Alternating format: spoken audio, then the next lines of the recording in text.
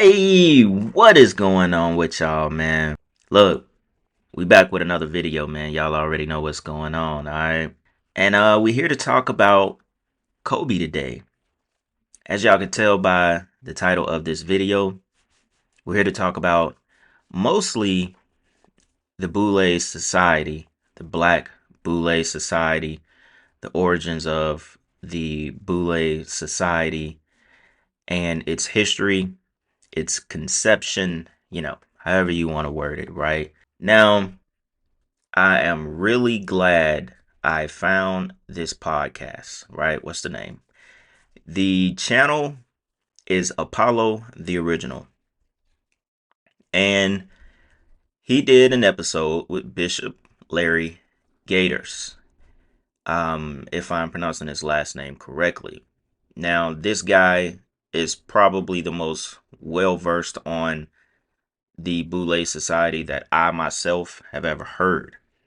He's a great source for information for a lot of different topics, but specifically, he goes in and he covers this, he covers the entire spectrum of the Boule Society. Anything you want to know about it, he has it for you, right?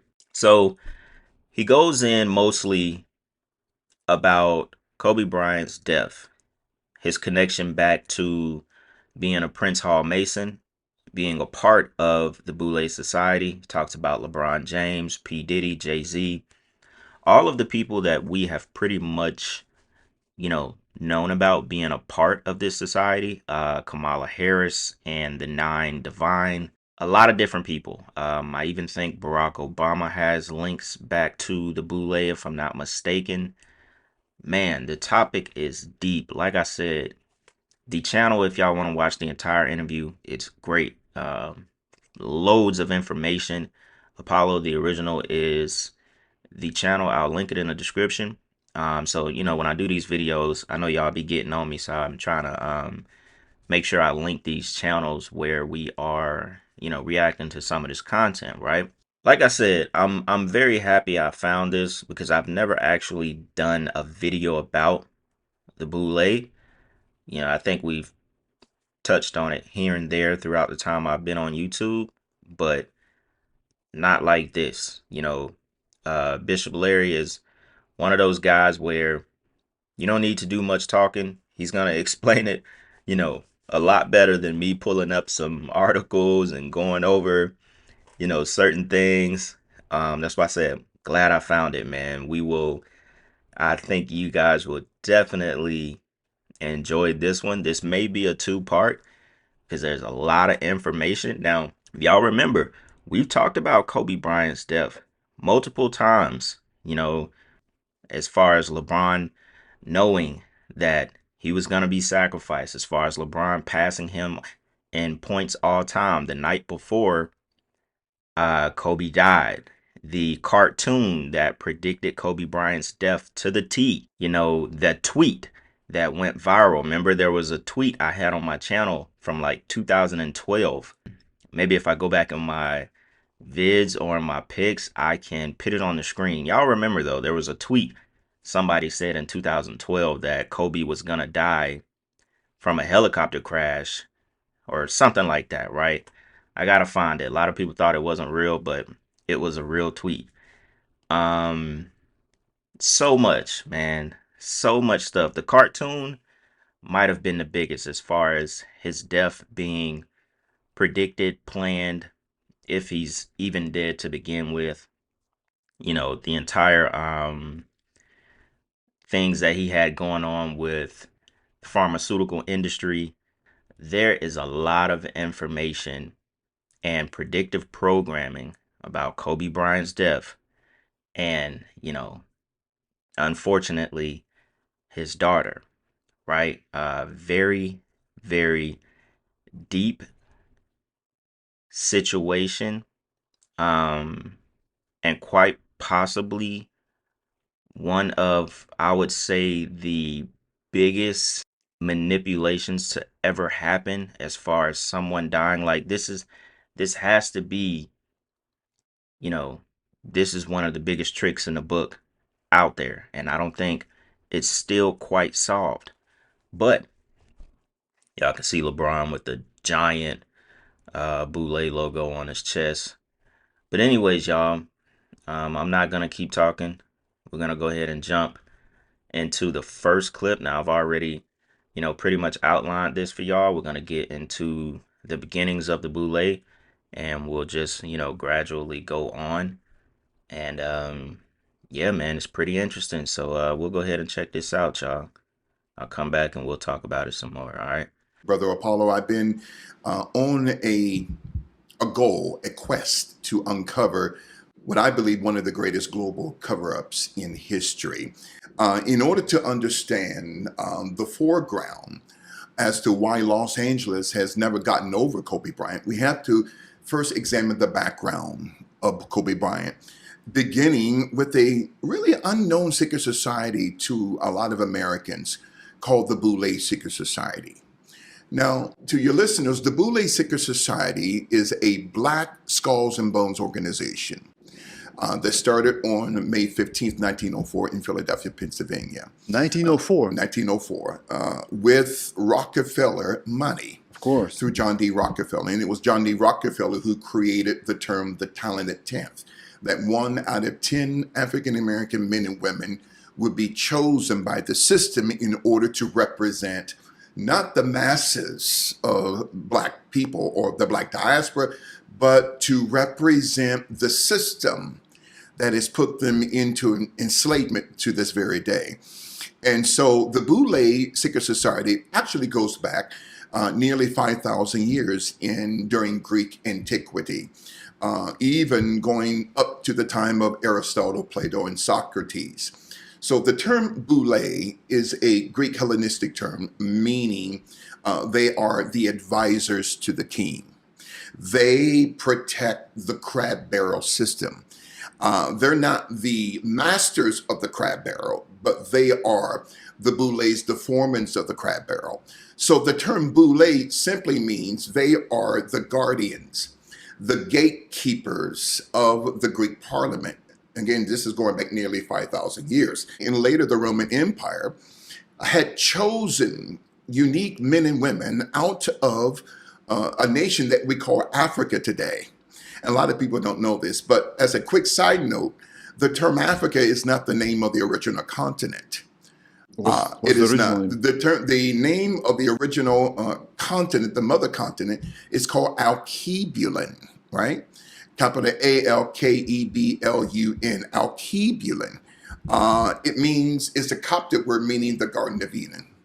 So Alkebulan was changed by a 5-star Roman general by the name of Leo Scipio Africanus, who during the Second Punic War in 202 BC defeated Hannibal in Carthage, which is present-day Libya and Tanzania, and changed the name of the continent from Alkebulan, which is actually a Coptic term meaning the Garden of Eden, to Africanus, which is Africa today.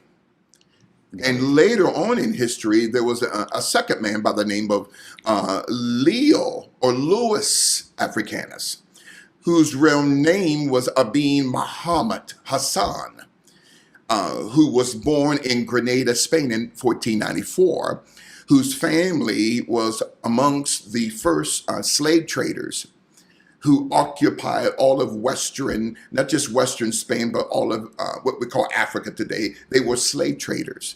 So anytime a Roman Empire family or even an Arabic Empire family would conquer a land, many times they would change the name of that land from its original name, like Alkebulan, okay, which means the Garden of Eden, to Africanus, which is Africa today. And 90% of the names of the countries in Africa are named after some Greek, Roman, Portuguese, German, or Dutch family. All right, y'all. So just from the jump, you can already tell, we're getting a history lesson and really uncovering the entire landscape, basically, of the Boule and its origins. And like he said, it goes back thousands of years as far as the true history. Now, like I said, this is going to be a very interesting video. I'm not going to talk long right here at all because I want to jump right into the next section of this video. I wanted to play that one first to give us a little background. You know, we almost getting a real history lesson here. He even went into the origins of the name Africa and how, you know, the continent became Africa and its original name.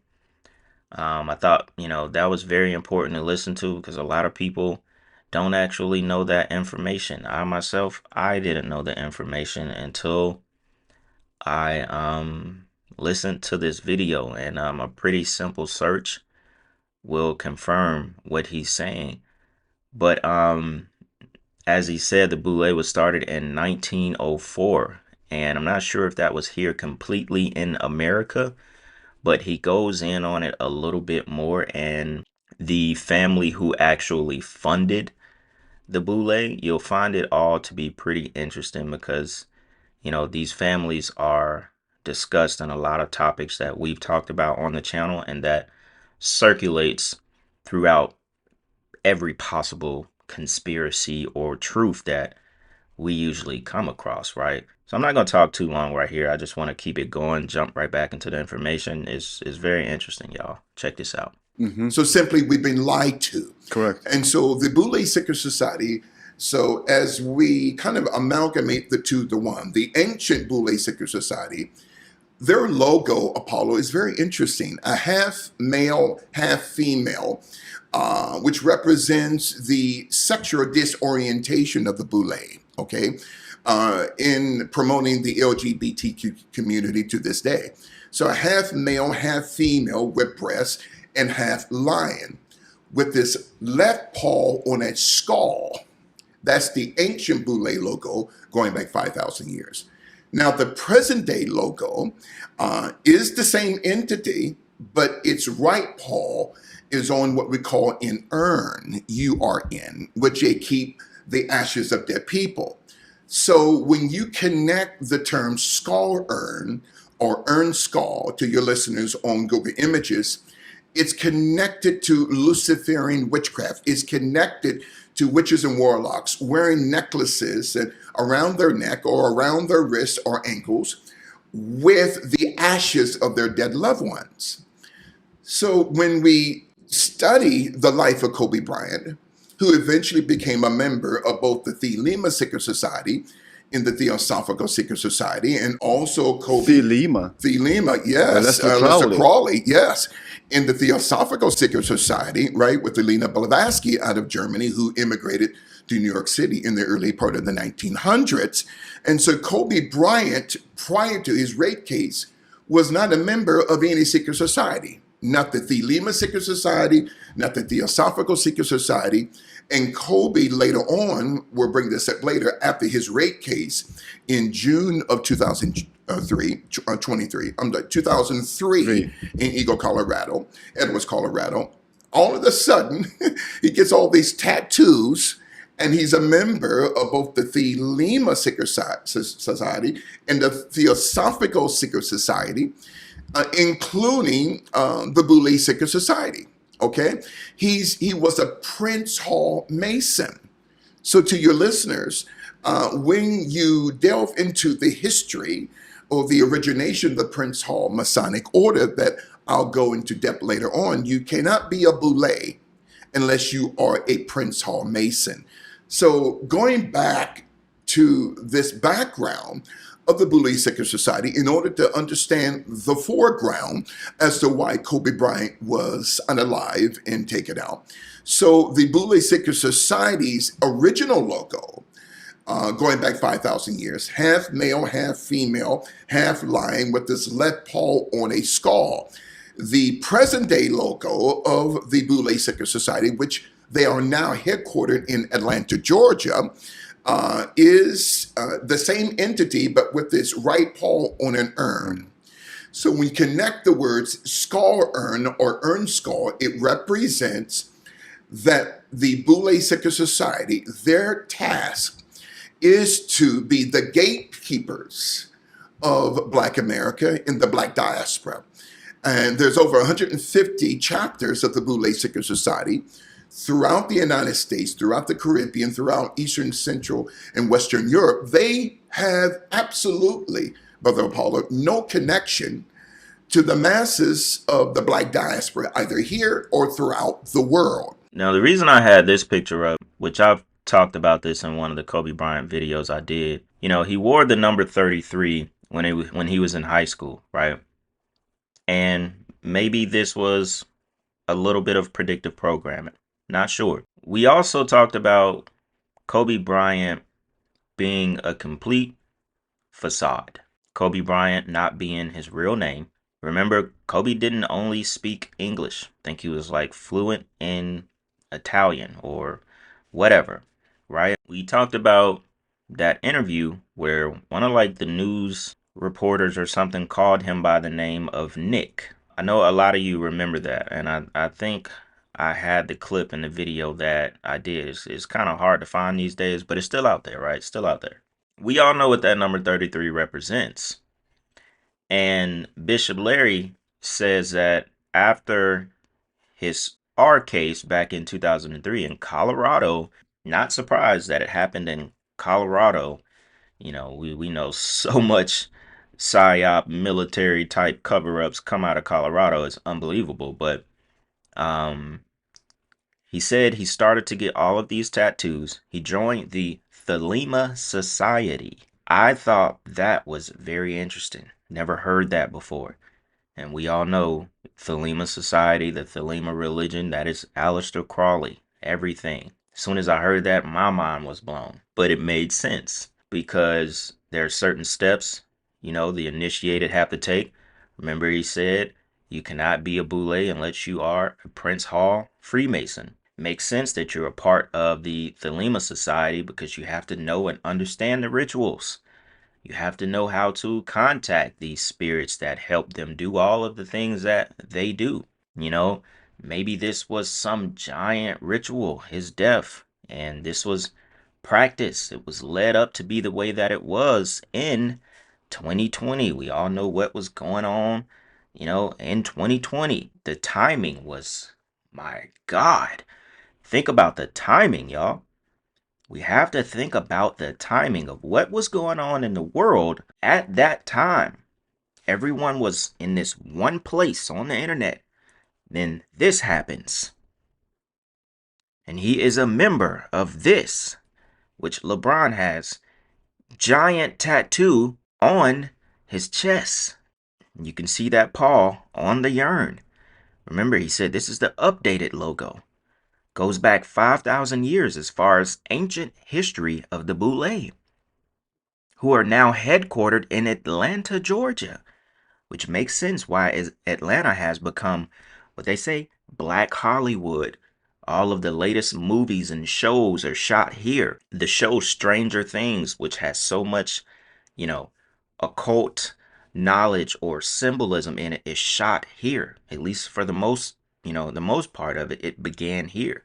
And that has a lot to do with the Hadron Collider and CERN. The industry, a lot of industry gatekeepers are here. When you just type in the Boule Society, Kamala Harris pops up. I didn't type her name. Diddy pops up. You can say what you want, but, a lot of these people just pop up around this term, Boule Society, right?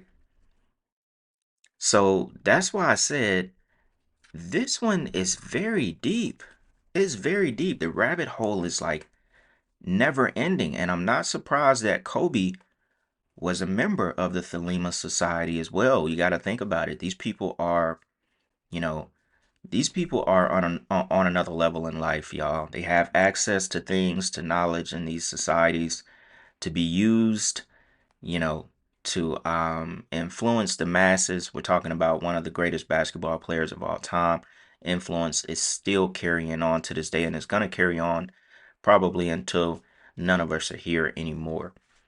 So you can understand why these people are initiated, and you know, eventually when things happen, like you get a R case planted on you, you are forced into these societies in order to, have some of this stuff dismissed. Um, if we want to believe he didn't do it or not, you know, eventually they get you, right? And it's quite surprising.